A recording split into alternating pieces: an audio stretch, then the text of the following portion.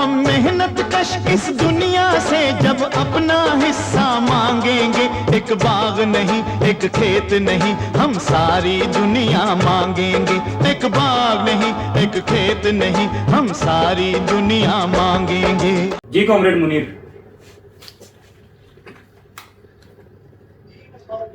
جس طرح آپ نے حکومت کی تشریح کی ہے پاکستان میں، تو اس میں میں یہ سمجھتا ہوں کہ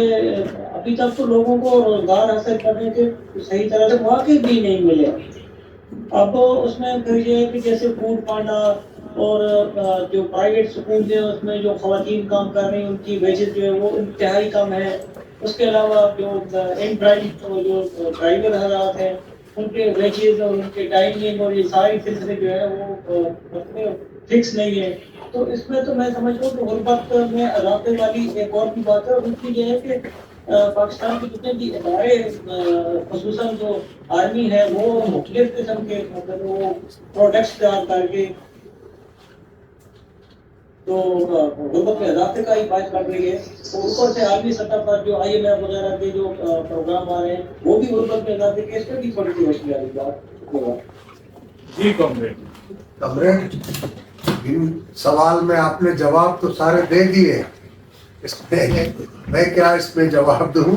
سوال میں آپ نے جواب دے دیے کہ جس طرح یہ گگ ورکرز ہیں ان کی جس طرح ایکسپلائٹیشن ہوتی ہے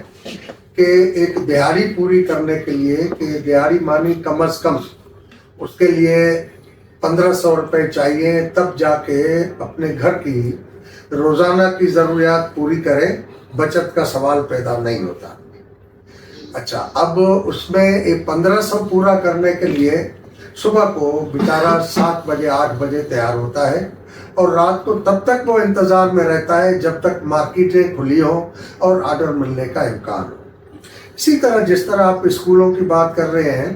تو اسکول میں کام کرنے والے یا پرائیویٹ اسپتالوں میں دکانوں میں کام کرنے والے لوگ جو ہیں ان کی اجرتیں بہت کم ہیں، اور یہ سارا سسٹم کیونکہ اسٹیٹ نے اس طرح بنایا ہوا ہے کہ لوگوں کو اگر دیہاڑی کم ملتی ہے تو ریاست کی نگرانی نہیں ہے، لوگوں کو دودھ زہریلا مل رہا ہے تو وہ حکومت کی ذمہ داری نہیں ہے، یعنی کسی قانون پر عمل نہیں ہو رہا، عوام کے خلاف جو بھی سازش ہو رہی ہے یا زیادتی ہو رہی ہے اس پر وہ خاموش ہے۔ آپ کا جو سوال ہے IMF کا، IMF تو ایک عالمی سامراجی ادارہ ہے کہ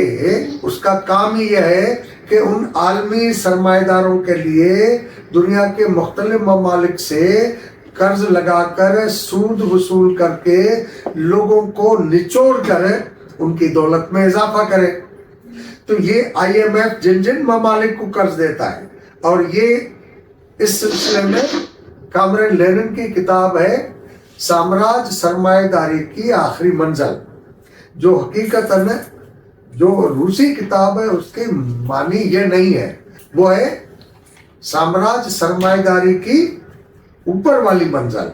آخری منزل نہیں ہے۔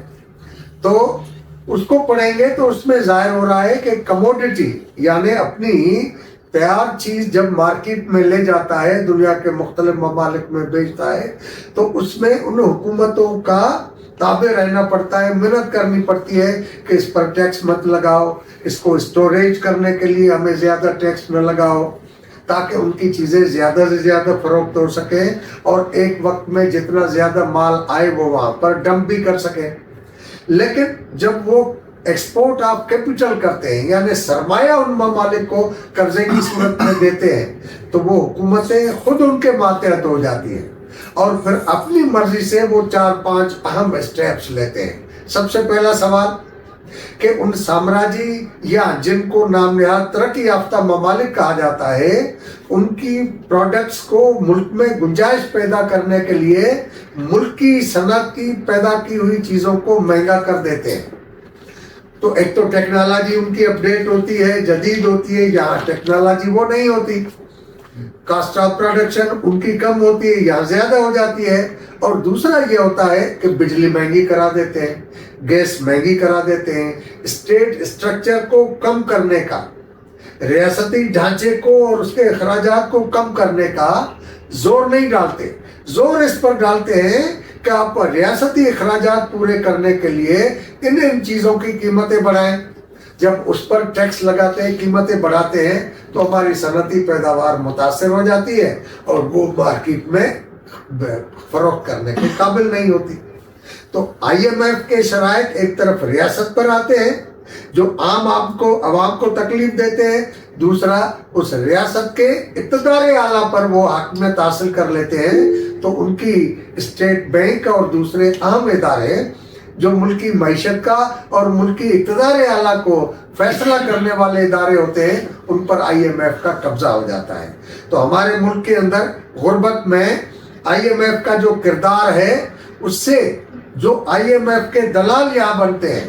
وہ چاہے سیاستدان ہو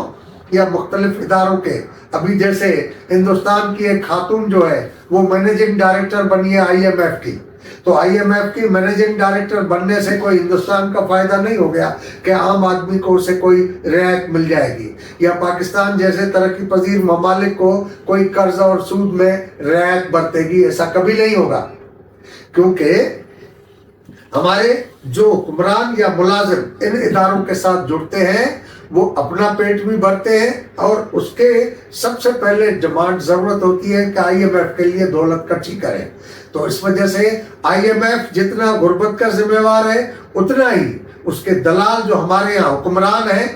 یا سول اور ملٹری بیوروکریسی ہے، وہ بھی اس غربت کے اتنے ہی ذمہ وار ہیں. لہذا اسٹرگل کے سلسلے میں ہمیں ٹارگیٹ میں دونوں چیزوں کو کرنا ہوگا. صرف بیرونی